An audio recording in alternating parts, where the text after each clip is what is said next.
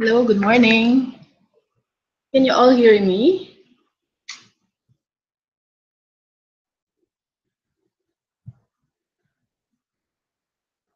So please type if you hear me clearly so we'll know kung kailangan mag-adjust.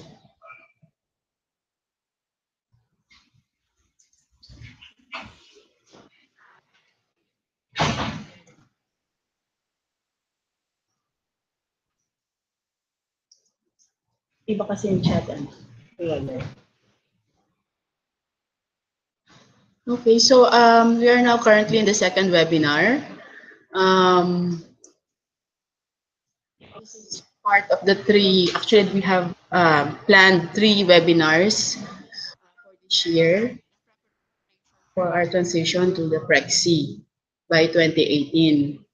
So last time, LJ was able to present to you the overview of Prexi. And then now we are presenting to you, we'll be presenting to you the work and financial plan guidelines, which we committed to release this month. You already received the advance copy last week, and now we will be having the form to explain further what was in the guidelines and for you also to ask questions. Part would be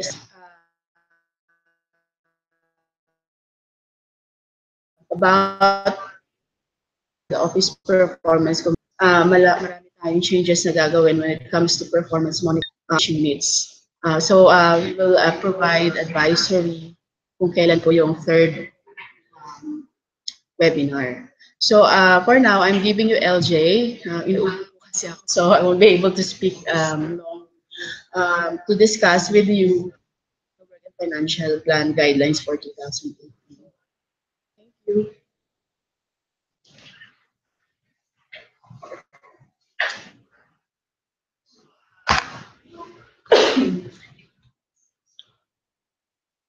Okay, good morning. So, yes, we are here in our second webinar series, as Ms. Francis said. And our topic today is guidelines for the work and financial plan for calendar year 2018. So our webinar today is outlined as follows. We will talk about the overview of the guideline, the main text of the guideline, and then we'll go through each of the general guidelines, specific guidelines, the role and responsibilities of offices involved in the development of work and financial plans, the schedule of submissions, also the general planning process. And this time around, we are highlighting the Philippine Health Agenda priority activities. And we have specific targeting central offices. Since we have new line items for research and training, we'll be talking about the guidelines on how to access pooled funds for research and training. For regional offices, there's a concern on additional funds to be managed by the regional offices other than those itemized now in the National Expenditure Program, and updates on the menu of activities. And also we'll have a run through of the WFP forms. Okay, so these guidelines, we've been issuing this out year in and year out. But the rationale of this, of course, is to align all of our plans. Actually, that's the third bullet. Align all of our plans and targets under the Philippine Health Agenda. We also have our 12 legacies 24/7, which has been identified this year as our commitment to be attained by 2022. And just last month, management has identified or launched the last mile strategy, which is to reach the poorest and marginalized sector of society. So all of these directives and plans and priorities, we should be now moving towards aligning our work and financial plans towards all those mentioned. So the objectives of this issuance is to define the performance levels of all DOH units, also to guide all of us in allocating our funds in support of the Philippine Health Agenda, and also provide guidance on required levels of allocations for priority beneficiaries and sectors. Okay, so last week we've sent the draft work and financial plan, and we have here the contents of which the main text, the guideline itself, is around 80 pages, and it has the following annexes. Annex A covers the planning process flow, so the general work and financial plan development and implementation process flow. Also, it includes the PHA priority activities for funding. Later, we'll go through that. Annex B now contains the planning processes for central offices. It includes the process flow specific for central offices, the NEP special provisions concerned by central offices, the NEP allocation, and guidelines in accessing pooled funds specific. Annex C is for regional offices. Again,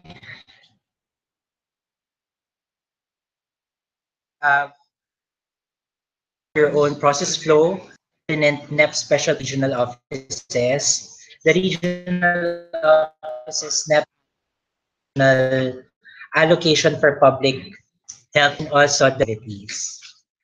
Is for hospitals, the same content, the process flow, the special provision allocation.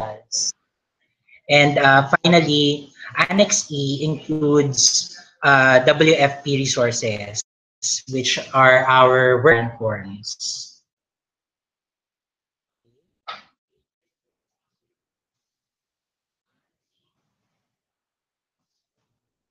So for the general guideline, number one, it says in the guideline that the National Expenditure Program serves as the budget release document. So this is except for appropriations that have conditions and requirements before release and those requiring a special budget. This supports the directive that we should be proceeding with our procurement activities short of award. And this also supports our uh, instruction in the guideline to finalize our work and financial plan by November of this year, having the NEP as our basis, and then updating it further when there are changes in the G. General guideline number 2 tells us that we should utilize the DOH Prexi budget structure. So building on our last time's webinar, we will be using the Prexi budget structure. So we hope that from this time on, you are already familiar of what specific budget line items your respective offices will be managing. So for regional offices, um, I think we have around 8 budget line items that you will be directly managing. And for hospitals, there are hospitals who will be managing reference laboratories. So those are major changes in the structure, the Prexi budget structure. Number 3 is, again, reiterating that we should set performance targets to adequately support the achievement of the goals, objectives, targets in the Philippine Health Agenda, our 12 legacies 24/7, local investment plans for health, our LGU partners' annual operational plans, and the DOH unit's office performance commitment and review. So all of which should be aligned supporting towards our health agenda in 2022. Number 4 is new. This is telling us that the WFP shall reflect activities that ensure attainment of the targets in the DOH's unit's office performance commitment and review. So what we're saying is all of our commitments in the OPCR of your office should be reflected in the work and financial plan. It should be fully funded for its attainment. Now to general guideline number 5, we have here to allocate funds in the fiscal year 2018 budget to attain health sector goals, objectives, targets, and to include the following. This is highlighting the 5% of the total budget for gender and development activities. So as a gentle reminder to everyone, we're not developing activities very specific for gender activities. We are doing this the other way around. We are tagging certain activities that are contributory to gender and development initiatives. So that should comprise 5% of of your total budget. The second sub bullet is that we are still focusing our resources to the National Household Targeting System for Poverty Reduction identified households. These are the poor households identified by the DSW. Also to spatial priorities as identified by the administration and areas with indigenous population and population in geographically isolated and disadvantaged area. The third sub-bullet tells us that we should allocate funds intended to address the concerns of senior citizens and persons with disabilities and the youth. And lastly, uh, General Guideline 7 reminds us that there should be an operational monitoring conducted regularly by all units to track the progress of the WFP implementation. And this could be through the following mechanisms, such as but not limited to ISO quality management review, with WFP as the basis of the ISO quality objectives and plans.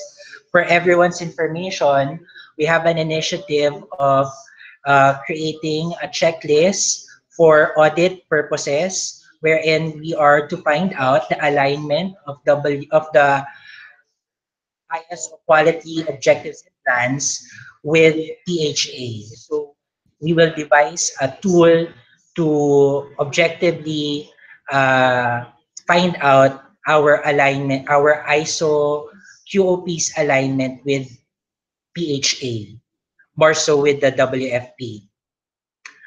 Also, uh, it could be reviewed through our performance implementation reviews. Now, moving forward, now to our specific guidelines. As First is for all DOH units. These are the specific guidelines that encompass the types of DOH units that we have. So again, reminding all of our units that our fund should be aligned with the PHA Achieve strategies, our 12 legacies 24/7, and now the recently launched Last Mile strategy. So later we'll go into detail what specific activity should be funded to touch ground on the last mile and also on Achieve. Number two, WFPs shall have clear totals for all budget line items. So per unit, we are expecting one WFP per budget line item, except for regional offices, which will have one page per WFP per budget line item that they manage. Number three, um, the WFP will still be the basis for the issuance of certificate of availability of funds and obligation requests. And also, number four reminds us that our WFP, rather the plans, other plans should be consistent with our WFP. So we have the project procurement management plan, and we are referring you to Department Memorandum 2017-0282. This is the directive after the emergency execom. It basically tells us that we should all proceed our procurements now and until October, short of award. And DM 2017-0315 tells us about the procurement planning calendar. So it's very specific what specific time of the month should be happening in regards to your procurement planning. For the training plan, we are referring you to Department Memorandum 2015-0173. However, this memorandum is actually the clearances for training. Um, for the training plan itself, we have that as one of our WFP Form 3. Now, for Gender and Development Plan, we are referring you to Department Memorandum 2016-0396 for updates on the GAD plan. Okay, so here are the specific guidelines now for regional offices. So for regional offices, first is we are expecting one WFP for the region with separate pages per budget line item. So we are expecting 8 budget line items with the corresponding applicable forms. So later we'll go through the forms and what forms should be filled out for your 8 budget line items. Number two is we now have the Public Health Management Fund, which we've talked in detail in the last webinar. And we're saying that this shall prioritize funding for all items listed in the menu of activities which are highly recommended by the central office programs. And we have that as one of our topics later. But for this specific guideline, we're saying that the public health management may also fund the following. One is acquisition of LGU commodities, uh, stressing only in special cases where the need for the commodity is urgent and has compelling need. For example, if we are experiencing stock outs or we have first-hand information that certain commodity will not be available for a certain time period, then our regional offices in ensuring that it will not be a public risk may proceed with the procurement of such commodity. And this is for us to avoid redundancy with the centrally procured commodities. Now B is for other LGU requests which were not covered by the national plan. So for example, while we are reviewing the annual operational plans of our LGUs, also our local investment plans for health, we are able to see the gaps of those that will be provided by the 2018 budget versus what will be counterpart of the LGU. For those gaps which we deem very important to be resolved, the PHM may be used as a funding for that. So for example, human resources for health and for health facilities. Specific guideline 2C now tells us that the PHM can also be used as an augmentation for surveillance activities. So as mentioned last week, our Epidemiology Bureau has only identified some activities that may be funded by the epidemiology and surveillance uh, budget line item. And there are many more activities that needs to be funded. And it's also found in the menu of activities in the WFP work in guideline. So activities such as FHSIS, PIDSAR, etc., it still needs funding and the PHM will be the source for that. 2D is augmentation fund for training of LGU staff. 2E is augmentation fund for the operations of DOH provincial offices. 2F, funding for monitoring and evaluation. 2G is policy development.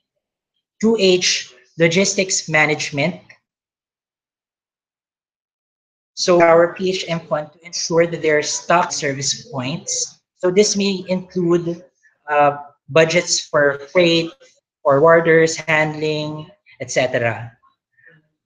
The PHM, as stated here, should also fund the activities of our public health associates. 2J will also cover for health emergency fund, where 70% shall be programmed for preparedness activities and 30% for response activities. So among those identified by the Health Emergency Management Bureau needed regional offices to be prepared with are petty cash for emergency purposes. So it should be programmed in the PHM as well for emergency. And lastly, the PHM should be able to augment for hospital laboratories operating expenses in the event of outbreaks and other related health emergencies. Okay, so on top of that, for regional offices, number five, the regional program fund shall for activities recommended by central office programs that was already mentioned.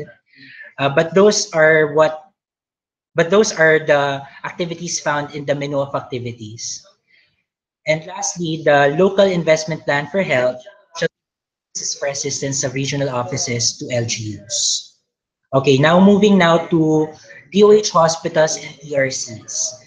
Uh, just one specific guideline here saying that DOH hospitals and TRCs shall prepare a separate WF budget approved in the NEP 2018 and another reflecting plans using income. So based on compliance to this specific guidelines that we've had year in and year out for the past years, um, we have not received WFPs from hospitals reflecting income.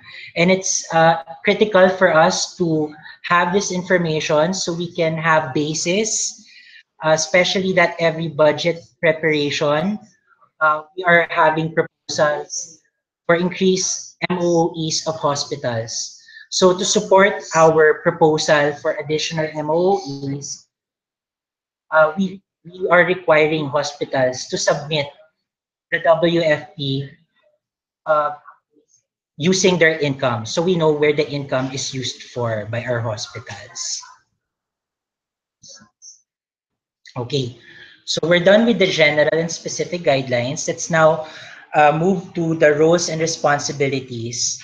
So all of our DOH units, regional offices, hospitals, services, bureaus, all of the heads, here are the roles and responsibilities. One, again, we are stressing that individual units should ensure that their plans are aligned with sector plans. All of our work and financial plans are aligned with our 12 legacies, local investment plans for health, AOPs, OPCR, and other directives of the Secretary of Health. Number two, all of the heads of DOH units should ensure that the details of the proposed 2018 budget, the targets, items, services for procurement, and funding targets submitted to the Department of Budget and Management and the Congress are duly translated in the WFP. So we should avoid changing what we have proposed in DBM to the DBM and Congress with what we will actually do in 2018 through our work and financial plans.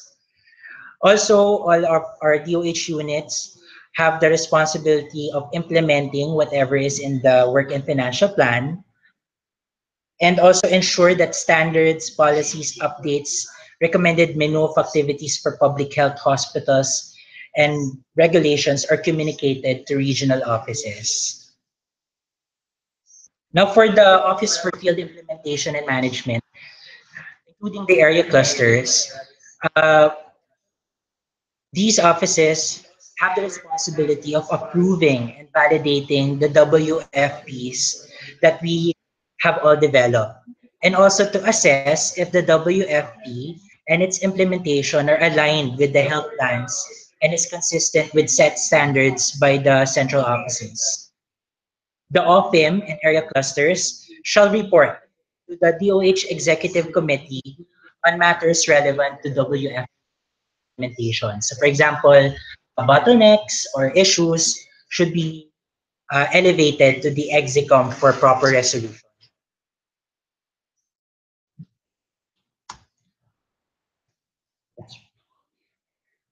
Now, for other cluster offices, for example, Office for Technical Service, Policy and Health Systems, Health Regulation, Health Systems Development, and Office for Administration, Finance, and Procurement. Um, all of these offices are to provide support to the OFIM in terms of, but not limited to, the development of policy standards and tools and building capacities at various levels. Basically, um, This is just saying that other offices should be conducive to the operations of the OFIM for them to implement the PHA at the ground. Other cluster offices are to approve and validate the WFPs of central offices and assess the alignment of the WFPs to the PHA and ensure that the policy standards and tools issued are responsive to the needs of the operating cluster of him. Okay, now for the Program Planning and Budget Development Committee, this is the group secretary, David, along with Finance Service, Office for Administration, uh, Finance and Procurement. Um, the PPBDC shall take lead in ensuring that the budget proposals, specifically those with high impact to the health sector, are translated for operations. So we'll be looking at the major commitments that we've been pronouncing in the Congress and Senate and DBM and make sure that all of those actually take place in 2018. Also, the PPBDC shall formulate analysis reports as needed for input in the discussion with the Execom on matters relevant to WFP implementation. So for us to have to be able to formulate analysis reports, it's very important for us to have your filled out WFP analysis form. So later we'll get into that. So this is now the schedule of submission. So we have here in the first column, the forms. In the second to the third column, the particular DOH unit. Um, the fifth column is the due date, and the sixth column is to whom to submit to. So the financial plan, bed one, for central offices is care of the Finance Management Service, while the regional offices, the hospitals and TRCs are to encode their bed ones in the URS of the DBM online. For bed 2, physical plan, the central office shall submit, regional offices and the hospitals and TRCs are to submit bed 2s to HPDPB for consolidation and submission to DBM. For bed 3, monthly disbursement plan, again for central office, it will be care of the Finance Management Service, while the regional offices, hospitals, and PRCs are to encode their bed 3 in the DPM URS. Now, the work and financial plan form 1, which is the WFP plan matrix, is the comprehensive plan. This is not, again, we are reiterating, this is not for submission because by experience, we're still receiving the Form 1. So we are not to receive this anymore. This is for your perusal and filing.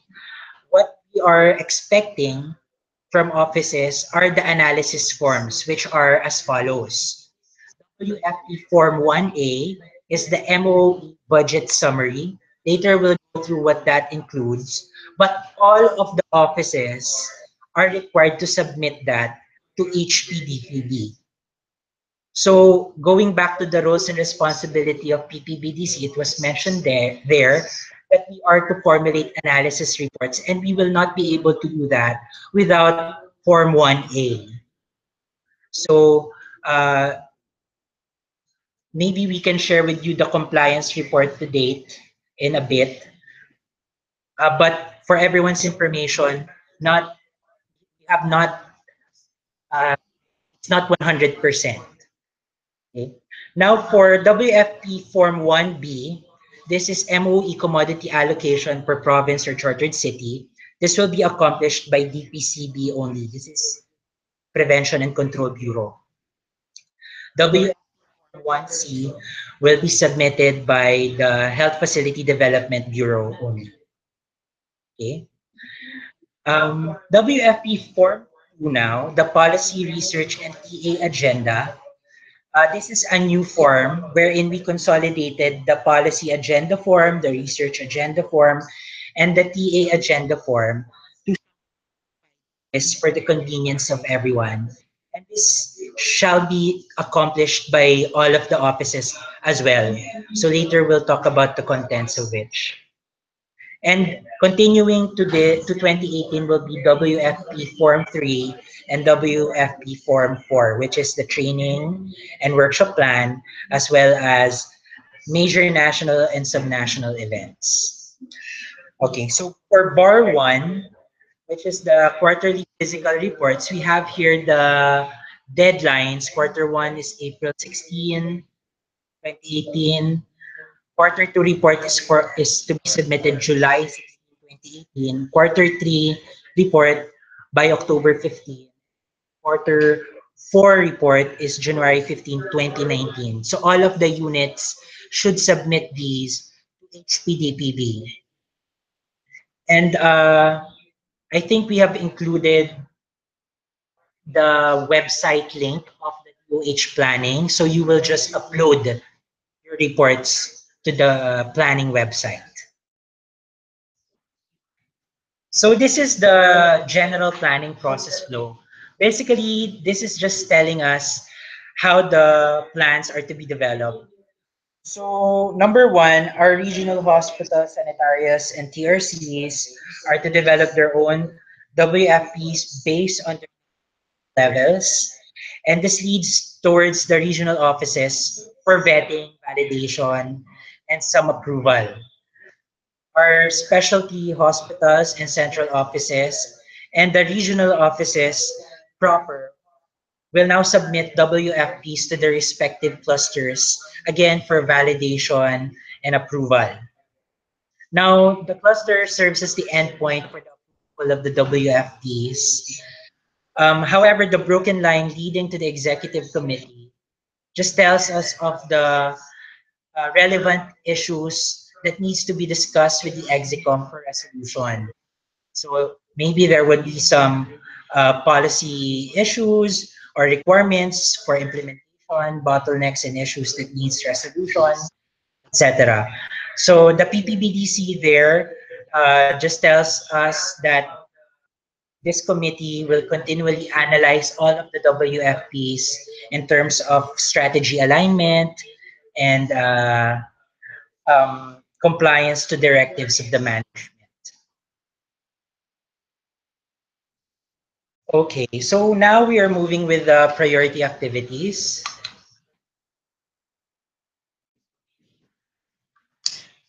So the priority activities were taken from the PHA administrative order. So if you'd recall, if you read that, it has specified the achieve strategies, and under each strategy are specific activities that all of us are mandated to be a part of for the attainment of the agenda.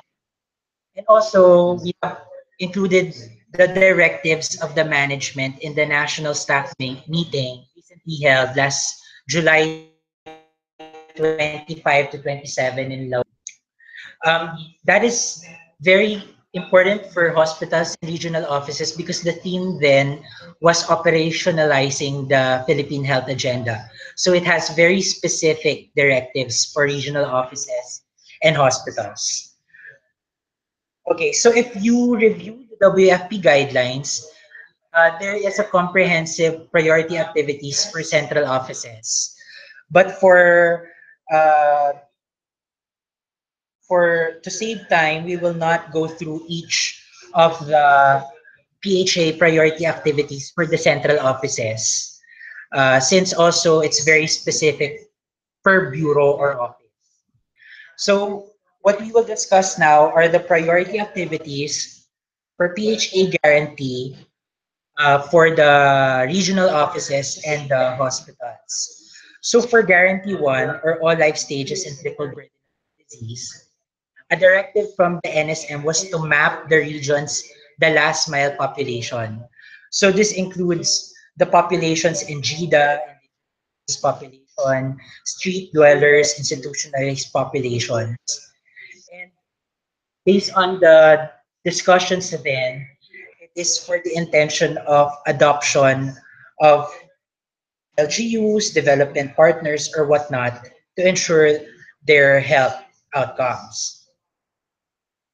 Another is for us to ensure the provision of checkup services for the 50 million Filipinos. I think what's implied here is the poor Filipinos. And again, to include the last mile population. So what was highlighted during the national staff meeting is the package for the checkup, especially the X-ray, the provision of X-ray for all of the Filipinos that we will be providing checkup. That is part of our TB control strategy. Bullet just tells us that it was a directive to scale up Type Kitab program, which is for our blood program. A lot One of the strategies to incentivize blood donation, also targeted blood donation drives in schools, offices, malls, and also practice donor care. The fourth bullet is to engage LGUs in the implementation of community-based drug rehabilitation, such as counterpart in human resource, capacity building, and infrastructure investment. Also, in response to the EO on FP unmet need, to identify the women of reproductive age with unmet need through community mop-up activities. And also deploy family planning itinerant teams for on-site service provision, especially for those hard to reach area. For Guarantee 2, the regional offices are directed to ensure funding to assist in the establishment of functional service delivery networks, especially in the pilot sites. Another is to map health facilities of the regions and update the National Health Facility Registry. Third, develop local referral pathways for access to blood. Fourth is ensure referral systems for FP services. Fifth is address HFEP bottlenecks early and monitor functionality of infrastructure projects and utilization of provided equipment. It was also a directive in the NSM to invest in new resources to monitor HFEP projects implementation. Six is to address warehousing concerns. So, a floated idea there was to have memorandum of agreements with provincial offices on warehousing, to lease warehouses, and also to hire additional utilities and warehouse staff. Um, Seventh is to create regional offices hotlines for medicine requests of our HUs. This is to address issues on stock outs of commodities that the DOH provides so we can respond on time to these stock outs. And lastly, ensure availability of human resources in areas without human resources for health. Basically, this is reminding regional offices to oversee the regional program implementation. For Guarantee 3, Universal Health Insurance, regional offices are directed to monitor the compliance of all health facilities to the no balance billing policy. For monitoring and evaluation and governance, the regional offices are to promote iClinics to the remaining 50% of local government units without electronic medical records. Also, the regional offices shall consolidate the needs of LGUs to set up PMRs so that the DOH can respond accordingly. And for regional offices to conduct semi-annual data reconciliation activities. Now here are now the hospital-specific priority activities. For Guarantee 1, for all life stages and triple burden of diseases, hospitals are to conduct visits to identify the last mile areas at least 4 times a year, or at least 2 times a year for difficult to reach areas. Hospitals are also directed to scale up type kita programs, as mentioned earlier. For Guarantee 2, for service delivery, all of our hospitals should be part of a service delivery network. Second is to ensure functionality of water, toilet utilities, and hospital safety and sanitation. This was specially highlighted by Secretary Ubial that we ensure that all of our toilet utilities in hospitals are fully functional for the use of our clients. The third is provide FP services in hospitals. Fourth is prioritize doctors for residency, especially those who will practice in GIDA and indigenous population. For hospitals to implement the appointment system.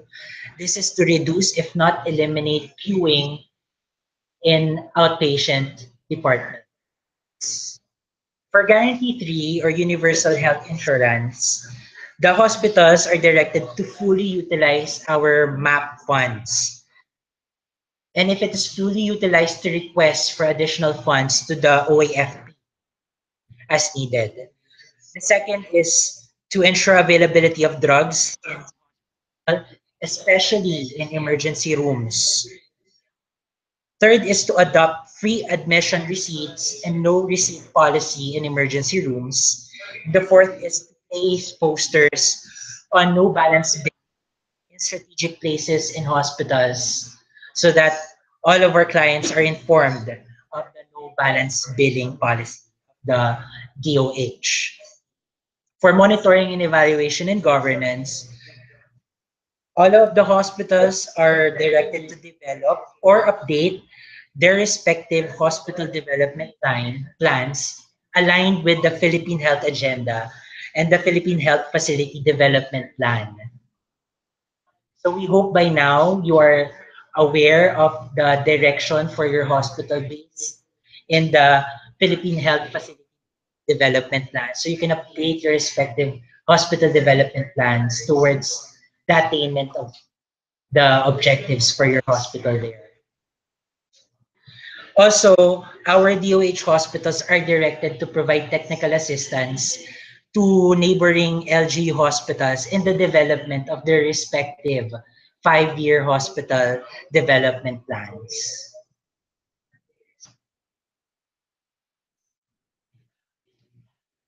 Okay, so those are the priority activities for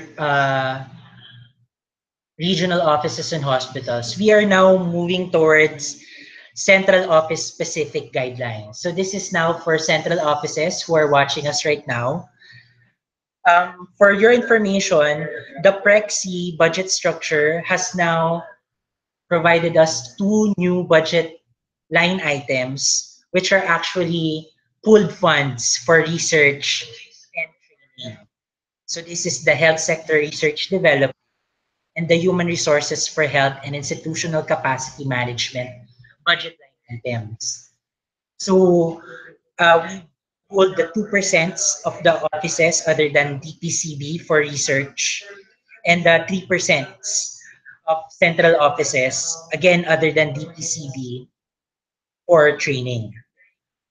So we're anticipating offices in the here in the central office that they would want to access the funds that were pulled from their allocation. And so who will be able to access these funds in the office? For the research budget line item, all central offices, bureau services, except ECB may request access to these funds. For training, all, again, except the Disease Prevention and Control Bureau, the HPEP, DTTB, and the Field Epidemiology Training Program of the Epidemiology Bureau. Now, what is the evaluation criteria for requests for funding? So for research, we were provided that the proposal for research should be aligned with the following. One is the medium-term research agenda for 2017 to 2022. And for you to know what are the research agenda and the medium term for health, you can find that in the DOH Memorandum Circular 2017-0034. The study should be aligned with the National Unified Health Research Agenda.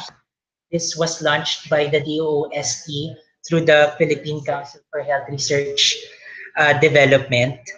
And you can find the document in the link indicated in the footnote here. Also, in general, the study should be supportive of the Philippine health agenda. And if the study is a priority or if it is requested by an executive. Now, for training, the for you to be able to access part of the evaluation criteria is the results of your learning and development assessment, ISO audits, results of impact evaluation or studies, that there is a need for a particular training. Also, training inventory database showing us the extent of need for the training and if it is a priority of the administration for the training to be conducted. So third question is, what are the requirements to access these pooled funds? So for the research budget line item, uh, we will be requiring the endorsement from the head of office, the cluster head office or office of the secretary to access the fund. Also, the terms of reference or the concept note from the originating office. By the way, I wasn't able to tell it earlier, but the office that manages the health sector research development line item is HPDPB through the Health Research Division. Submit our request to access the pooled funds along with the endorsement and the terms of reference or concept note. It's going towards HPDPB. And for the training, human resources for health and institutional capacity management, this will be managed by the Human Resource uh, Development Bureau. And again, all of our requests to access the pool funds should be going towards that office. So what is the requirements of HHRDB? One is the learning development plan of the office, two, copy of the audit or evaluation report, the annual report of training from their database, from respective database, again, an endorsement from the head of office, and learning and development interventions, which we are referring you to Department Memorandum 2015-0173. So included there is the DP, learning design, etc. Now, the following question is there a cap per central bureau or service on the amount that they can request? So for research, there is no cap. The amount or budget will highly depend on the activities to be undertaken in the study based on the evaluation PDP and DOST-PCHRD. For the training funds, the cap would be as much as possible 3% of the bureau budget prior to the Prexy. So this is the amount that was taken from item before it was pooled for pooling. So that is indicative and it depends on the priority list that they submitted to HHRDB. So what are the roles now of the implementing unit and the requesting central bureau or service in regards to the implementation of the approved budget. So for the research budget line item, the implementing unit, which is HPDPB, serves as the clearinghouse for the research project. They will facilitate endorsement of research projects to PCHRD, monitor the progress of the study, provide input on the technical and scientific soundness of the proposal, coordinate with the requesting unit and PCHRD, and also sub-allot funds for the conduct of the research project. So what will be the role of the requesting bureau? So the requesting bureau will form part of those who will initiate and manage the research project. They should also provide technical inputs during consultation of the researchers and provide all the requested data of the proponents. For the training funds, the implementing unit, which is HHRDB, will allocate the fund and monitor utilization for priority learning development interventions. Also review and provide clearance for all proposed LDIs that will be charged to the pool funds. So the requesting bureau uh, shall submit the priority LDIs for 2018, plan and coordinate for the conduct of the LDI, and draft the DPO and prepare vouchers for payment in regard to the conducted LDI. So the last question here is, what month will the implementing unit be ready to proposals to access funds? So for the research fund, actually, there's no specific month. So as early as now, may be able to is able to accept proposals for research. And for the training funds, HHRTB will be accepting proposals beginning Q4 or October of this year. Okay, so moving forward, we're now in the section telling us of the additional allocation for specific public health program and human resources for health deployment. Now, this is specific only for regional offices. Um, in the National Expenditure Program, per budget line item, there are budget line items that has specified the breakdown of the budgets for the implementing units, which are the regional offices. So if the budget is adjacent to your region as the implementing unit, therefore your region will be the manager of that fund. Um, so for the NEP, there are some which are already specified. However, for public health management, there are certain amounts that are still lodged in the central office as the implementing unit.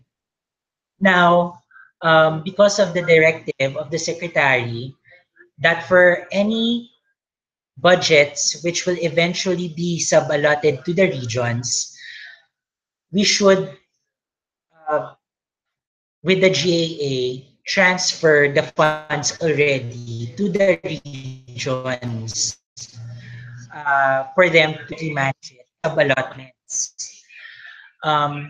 So this is what we propose with the Department of Budget and Management. However, when the National Expenditure Program came out, some were not considered. So there are certain amounts in the public health management that should be transferred to the regional offices implementing units. So the status of which is we have written a letter to the Committee on Appropriations for them to transfer the amounts. However, if the amounts are not transferred once the GAA is issued, then we can expect that the amounts will be sub-allotted. So in the guidelines, we've included there the indicative additional funds for regional offices to manage. So aside from the public health management that you can program now, you can also program the additional funds that you can expect to be downloaded for the following budget line items or for the following programs rather for elimination of diseases, rabies, prevention and control of infectious diseases. So that covers HIV, emerging, re-emerging, food, waterborne, etc. TB control, family health, nutrition, responsible parenting, environmental and occupational health, and also human resources for health deployment. So, there will be additional allocations for public health and human resources that you can now program in your WFP. Okay, now this is again specific for regional offices. We have an updated menu of activities, and we will not go through each of the highly recommended activities for the regions to conduct. But these are the programs who provided us with the recommended activities for the ground. Um, for those activities, programs that would require uh, a menu, however, it's not listed here, urge that the respective program coordinators to coordinate with their counterpart national program coordinators to be provided with the highly recommended menu of activities. So noticeable here is we don't have menu of activities for family health. So you may have them coordinate with their respective national counterparts. Okay, so we're done with the guidelines and DOH unit specific guidelines. We will now go through the forms. Quick, so we have here, Form 1 is the Work and Financial Plan Matrix. So this is the plan, the comprehensive plan that all of us develop. However, we are stressing, as I have mentioned earlier, that this form is not required to be submitted to the HPDP. This is for your own filing and for your own processes. We were informed that this is a requirement in the processing of budgets and accounting. So again,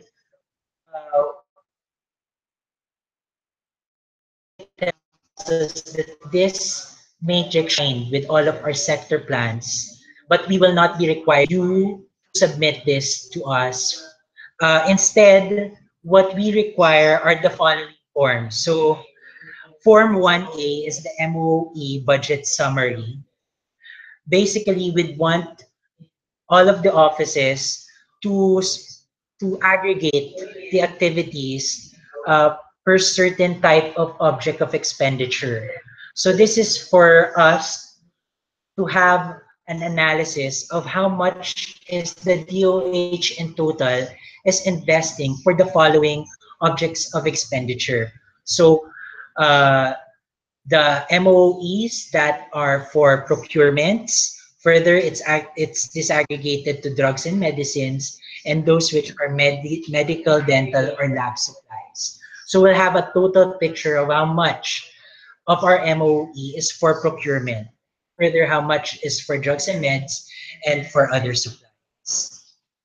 Another is where we want to analyze how much is the total budget MOE budget of our office that is for human resources. How much we are funding for job orders, for staff augmentation, and we really want to have this analysis, especially in support of the rationalization which DBM plans to proceed with around 2019. So we can show them how much we are investing on staff augmentation, given the activities that we are conducting in the ground, then this can be in support to rationalization of our staffing.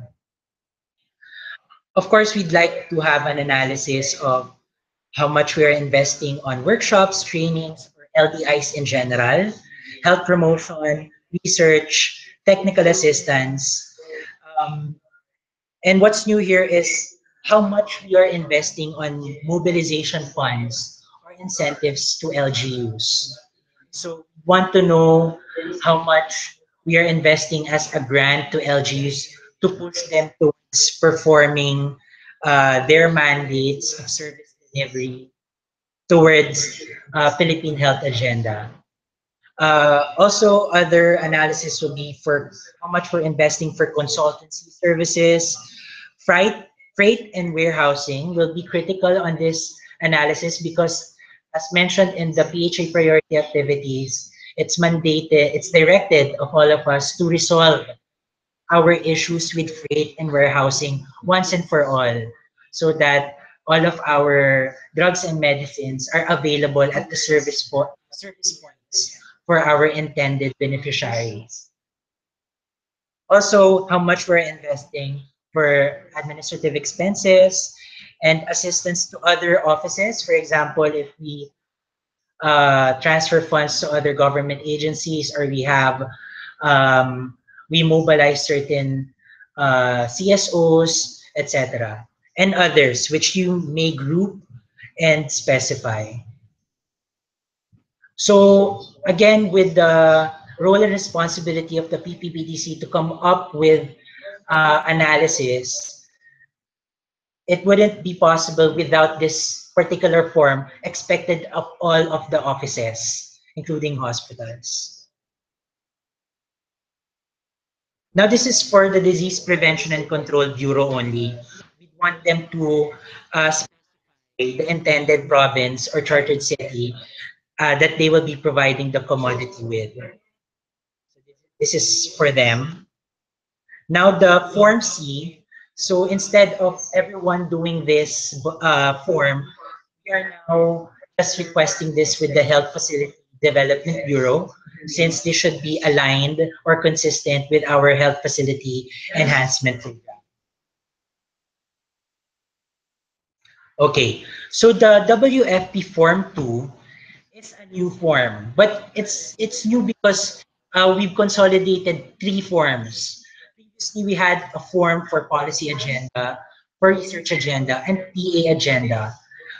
So what we did is to consolidate these three agendas, because basically what we wanted here is for each PDPB to thresh out agendas for the consideration of management for possible funding or for whatnot. So let's define what are the policy agendas that we will indicate here. So policy agenda are to include what we think should be executive orders, administrative orders, or department orders that should be issued in 2018 for us to facilitate our mandate, to facilitate the operationalization of PHA. So we can indicate in the first column the title of that particular policy agenda. We take policy as the agenda. In the objectives column, we indicate there the reason behind, to specify what the proposed policy agenda is. What is the objective of that proposal? And the rationale specifies the reason, the need for that. And actually, the estimated cost is not applicable for the policy agenda. And the funding, if it is already covered by the GOP, or if it requires further funding.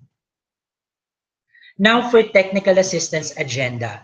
This will include what we think the assistance needed by respective offices for us to strengthen the performance of our mandate.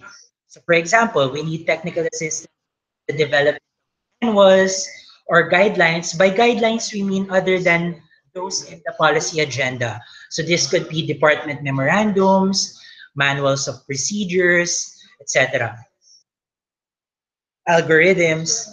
Also, we may be thinking that we need assistance in the development of training syllabus, modules, other references, systems development, programs, and plans development. So what we put in the technical assistance agenda, again, is what we need for us to implement our mandate. So again, for the first column, we indicate there the title. We take For the second column, we take technical assistance. Again, the objective, the rationale. And for the technical assistance agenda, we can put there the estimated cost if we have a figure in mind. And very important is for us to indicate in the funding column if we are able to fund this through our appropriation or if we are requesting funding for this. So it's important if we think of something that we really require assistance, but we cannot fund it. This is where we will indicate it. And once we have all of these, we will consolidate this for the consideration of management and development partners. Okay, now for research agenda, these are the agenda, again, that we would want to conduct, the researches that we would want to conduct in 2018. And as a reminder in the guidelines, this the agenda proposing should be aligned with the medium-term health research agenda, omnibus policy for public health surveillance, impact evaluation, and other activities related uh, research activities. So it's not specific for research. It could be agenda setting. It could be capacity building related to research.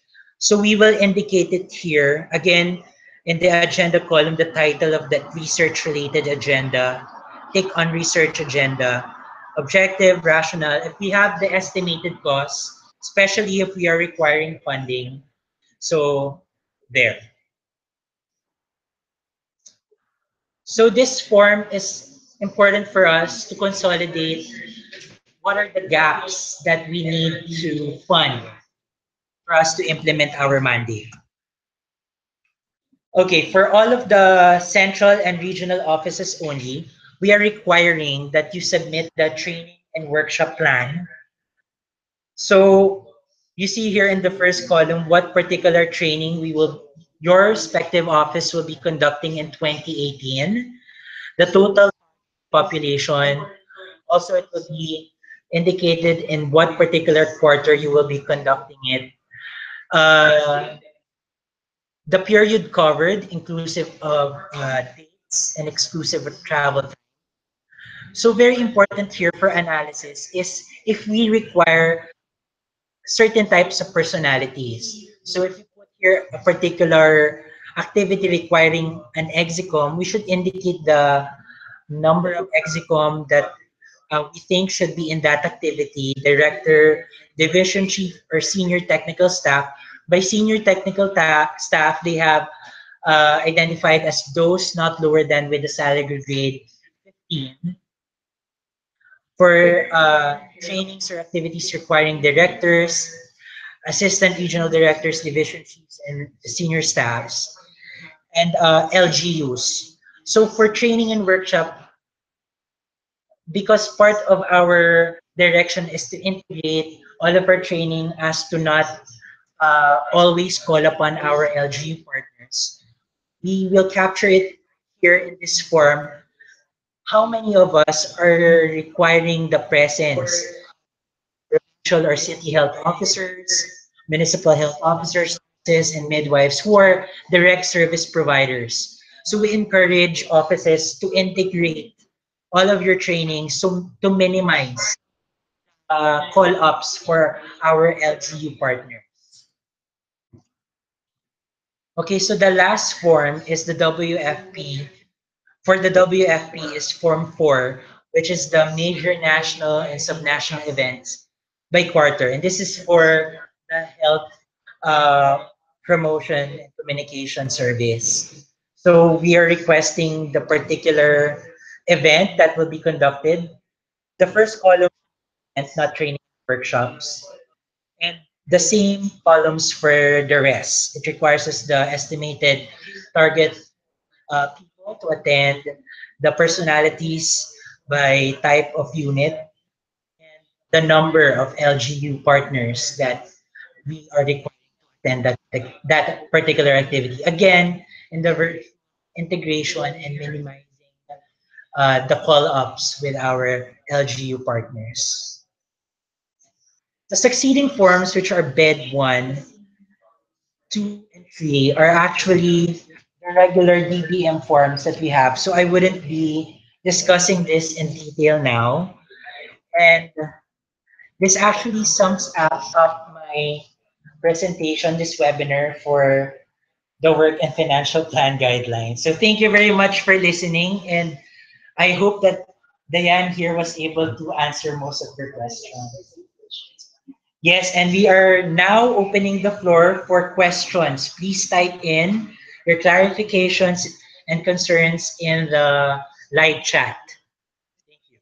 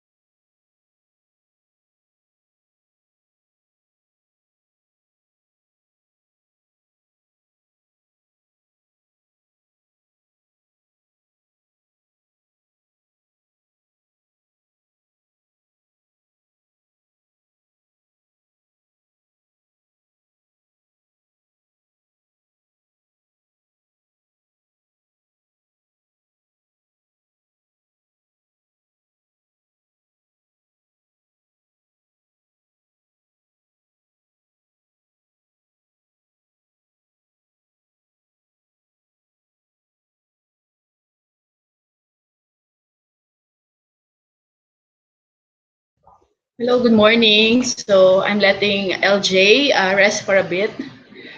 So the first question that came out is from Miss Maurice. So she's asking the following question. So regarding okay, HSR is the research, no? Research and training funds.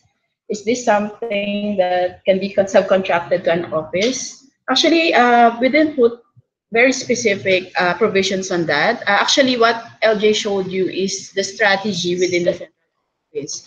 So if Marie is from region, or the region can identify their own strategies on how they can spend the funds for the research and training.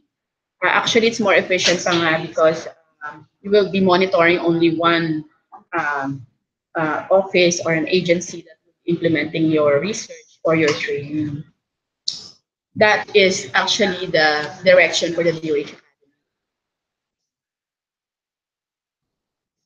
Yeah. Oh. So she made a follow-up chat. So like a firm to conduct series of short courses and research from an academic institution, definitely. Um, there is no specific guideline saying that that is the way to go, but based on the discussions, it is what the management wants to do for the DOH Academy to be more efficient. DOH Region 10, is there a DBM issuance that the NEP is a budget release document? Actually, based on our experience in the past, if if there are changes in the NEP to GAA, that would be very minimal. So based on that, and actually it is also advised by the DBM that we treat NEP already as a good source of our plan, even though the GAA is not yet released. So we can start our procurement activities. Follow-up question from Region 10 Planning. When can be the Prexy indicators be finalized? Well, actually, it is already finalized. It is already reflected in our national expenditure plan. So if there are offices that have no access yet to the NEP, we can provide that to you for your reference. In our next session, we will also explain in further detail the operational definitions of the Prexy indicators for especially pertaining to the regional offices and hospitals. because in the central office we've done a lot of consultations already. From Maribeles mental, as per the bed, signatories prepared and in coordination by planning officer. So, are you asking about what who should be the signatories for bed? I'm not so sure if I got it right. Ate Jo, sorry, I have Ate Jo with me. Who should be signing the bed niya? Yeah, bed. So for hospitals po,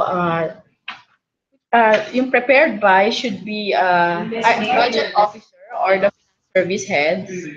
Then there is also a signatory for in coordination with, so with the planning officer. Although in hospitals, I think it's the same in a person of budget slash planning officer, and approved by your chief of hospital. Another proposal for 2018. What's that? Post research because we're still in the process of finishing a research from prior year. Um, yeah, so kasama sila sa allocation ano. So actually, based on the guideline, the hospitals are not required to allocate 2%. Although I'm sure hospitals, DOH hospitals are doing their research already, especially yung mga training hospitals. Pero it would be advisable for the hospitals to conduct their own research. Pero if you have existing, then you are not done yet with that research, then you can proceed with finishing that research. That's for Maribeles. Sunod-sunod na. So, planning Cordillera, is it possible to download training funds to LGUs? Yeah, I'm not so sure about training funds downloading to LGUs. Yeah, it's a training fund. Usually it is us, no, who's conducting. HRH deployment fund, sorry. Is it the deployment fund or is it the training fund? Please clarify lang. Kasi we have two budget for HR.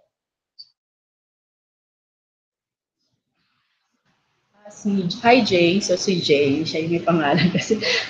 Can we not include the capital outlay basis in the computation of 5% fund? Ate Jo, can you answer that?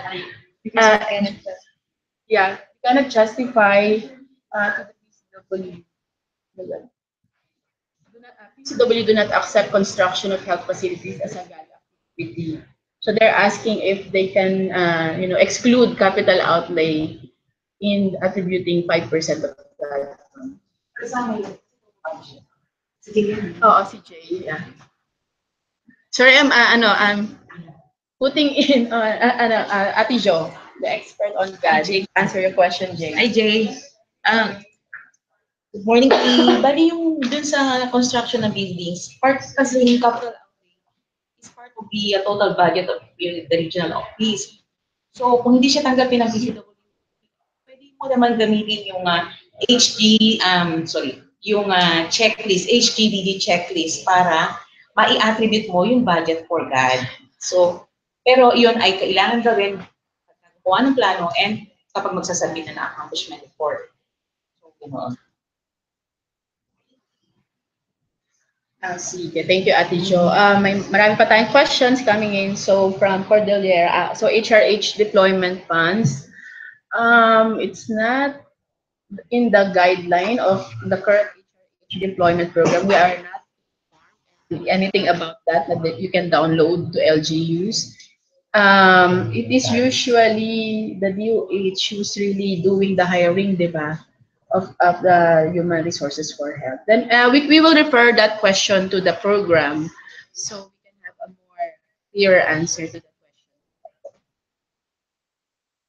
Planning Office, RIT and DOH. For the new line item on NRL, is still part of the funds under CO and in the form of sub-allotment. So it is a new line item, so the National Reference Lab.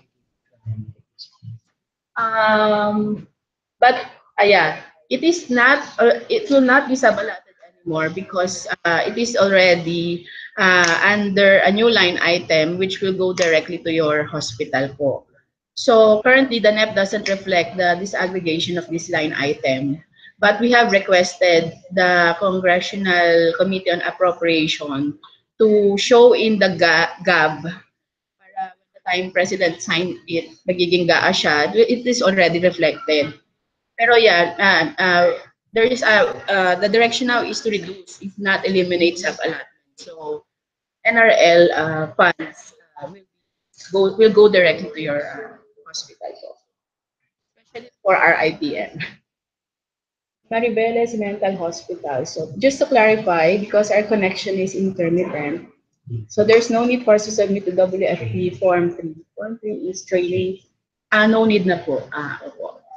Internal na lang, sir, if or ma'am, it is internal in the hospital. If you would want to come up with your own training plan, so maybe if you have the training officer, then you can make use of that, but it's not required to be submitted to the planning. Planning coordinator again. Ma'am, paano po physical targets with the Prexy of regional offices? That would be the next topic po of the webinar. So it's the Prexy plus the OPCR. Because we want to integrate these two forms. So yung bed and bar plus the Prexy. So yun po yung next topic. So we will not answer the question now because there will be a separate webinar for that. No more na po. No, wala na question. So did we miss any question? Wala. Sakit sa ulo yung downloading, no? According to Region 11 planning. So, mabigat kasi yung file. So, any advice? We have Ariel here as our IT who's helping us with the webinar. Sige. Yung downloading daw. Sige, later na lang, Ariel. Pero we have another question from Jay. Hindi daw siya pwedeng HDDG, ma'am. Zero attribution daw. We follow the guidelines but PCW keeps saying na hindi siya pwede. PCW may sabi. Oo. Sorry, Jay. Ano na yan?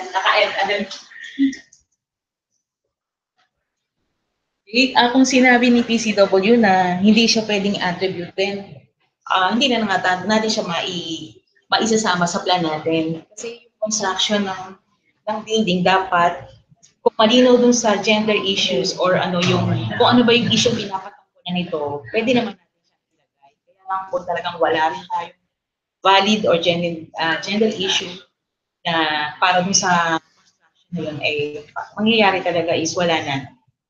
Hindi natin na siya pwedeng i-include sa plan natin, lagi na sa IOR.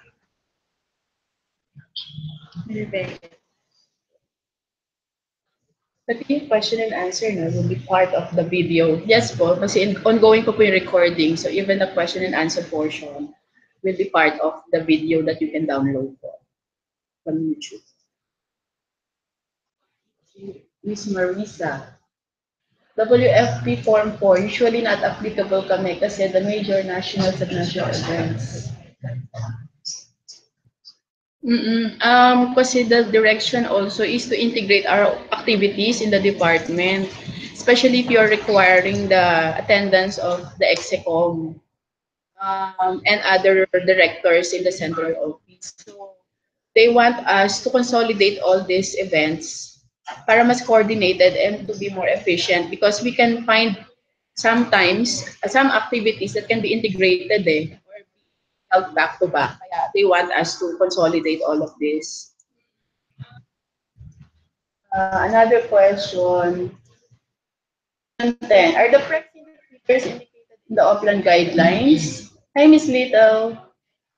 Actually, it's not because we will be issuing a separate guidelines for that. But we will send at least the list of the indicators for your reference as well as the metadata. So you can also comment early. And then we will also conduct a webinar for that.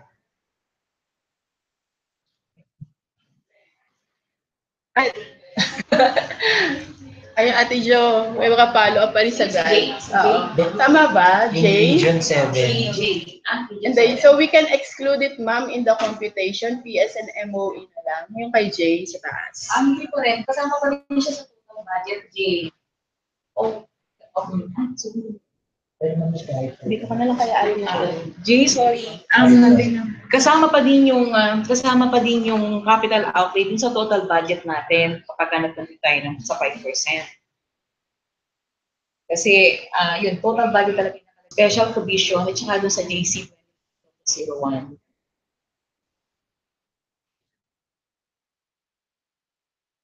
Okay, meron pa isa tayo na isa taas. Okay, so sa Region 10, opo. Yes, we can email to you agad yung Prexy indicators as well as the definition of the indicators for your reference. So marami pa lang magkakandak ng workshop next week. So we will email the guidelines, the draft WFP guidelines. Actually, it's already signed by using ano pa yan, may comments pa. So baka may comments pa pero hopefully minor. Pero we can send you the advanced copy just for reference. And then the Prexy indicators also. So bang kailangan nila for the... Hi, Ate Lorena, how are you? Asking the list of centrally procured commodities. We can provide you, yes. We have the list naman po.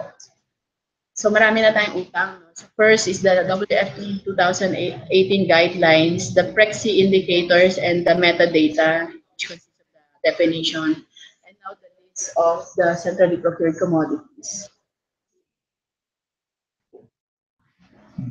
The regional target, we only have the national target for the Prexy indicators. Although most of them, we were also able to identify which indicators will come from the regions. So, yeah, but we didn't put any regional type. Pero for the percent, it's applicable also for the region. Pero kung absolute number, definitely we not identify that target. Thank you for the feedback, Region 11. We are also, for your info lang, we are also preparing for the face-to-face naman. So it's not only webinar. So many of you are asking last time if we will be having a face-to-face orientation pa rin. So we will do, we are currently planning that hopefully by November. So, yun. And then the focus would be on the 2019 na, no? 2019 budget.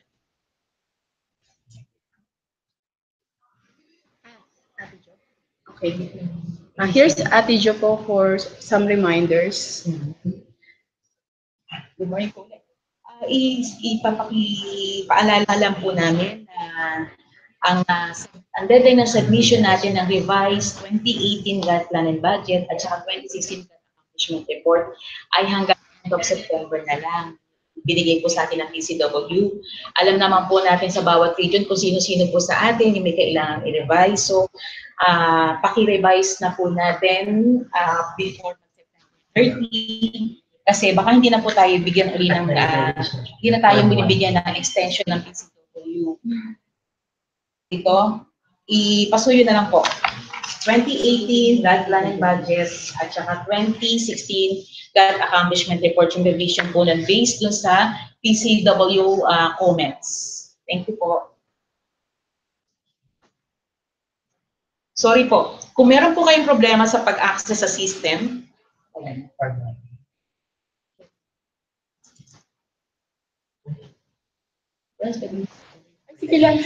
meron po kayong problema sa pag-access sa gender mainstreaming monitoring system, please contact Ms. Gladys Esquivel or Mr. Nico Natividad at 735-1653.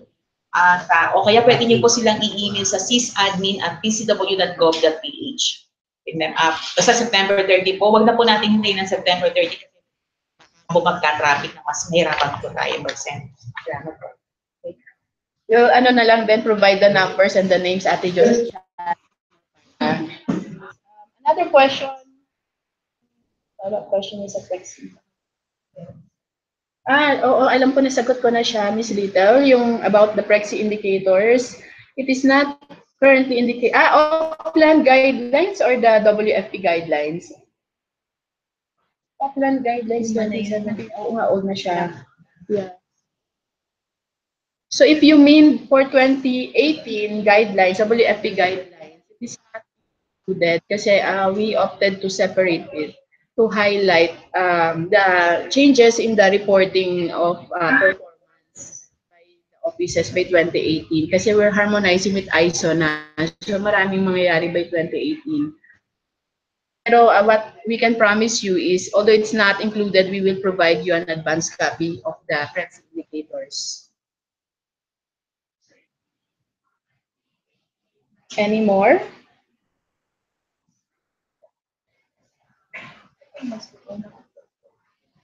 Ayan, so even si Region 7 no, is already helping answering at yung questions ni Jay.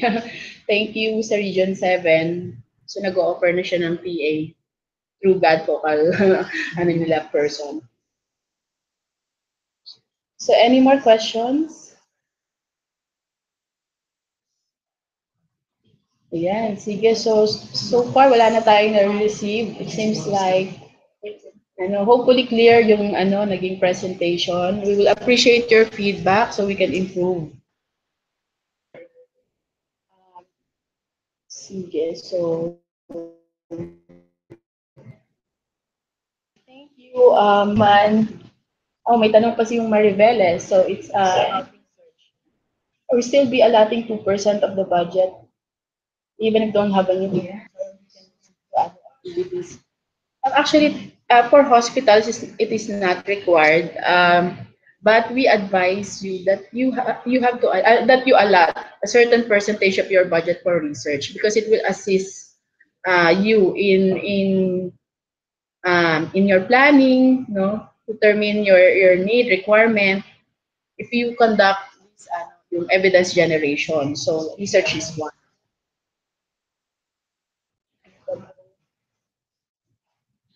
Can we ask for the next schedule? So October na siya, no? We have to ask kasi the availability of it. Maybe next time si Doc on speaker. So I have to ask for availability for the next webinar. Pero definitely be on October na. Um,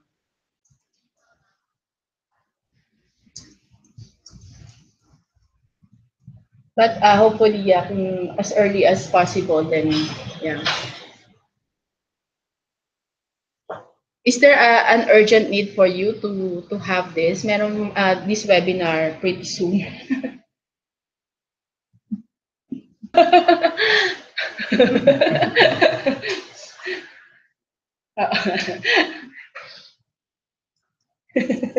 Natatawa ako dito kay Emma.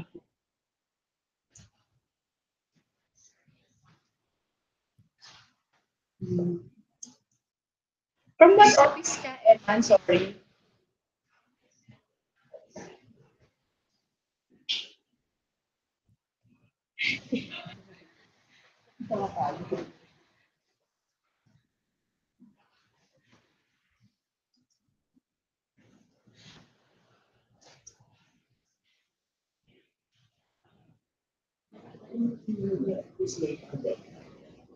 Pangalan kasi meron.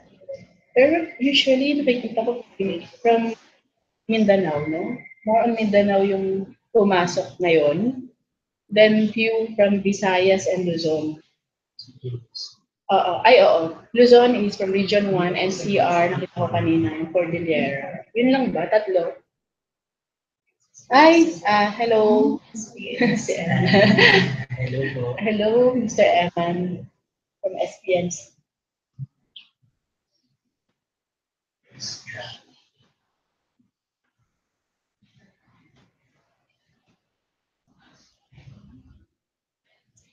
Ayan, Region 3. And so marami rin. There are no more questions. We will end this session na po. You will expect na marami pa po tayong gagawin na ibang advisories and then webinars and then face-to-face hopefully in November. Thank you.